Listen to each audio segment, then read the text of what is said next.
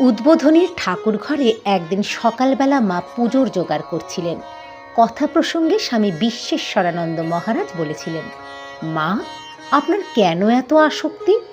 রাত দিন রাধি রাধি করছেন, ঘোর সংসারীর মতো।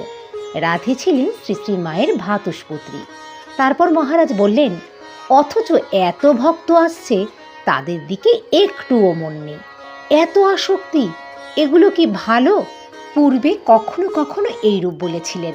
তাতে মা কখনো দীনতা করে বলতেন, আমরা মেয়ে মানুষ, আমরা এই রকম। কিন্তু আজ মা বেশ উত্তেজিত হয়ে বললেন, তুমি এরকম কোথায় পাবে? আমার মতো একটি বের করো দেখি। কি জানো, যারা পরমার্থ খুব চিন্তা করে তাদের মন খুব সূক্ষ্ম শুদ্ধ হয়ে যায়। সেই মন যা ধরে সেটাকে খুব আঁকড়ে ধরে, তাই আসক্তির মতো মনে হয়। বিদ্যুৎ যখন চমকায় তখন আর শীতেই লাগে, খড়খড়িতে লাগে না।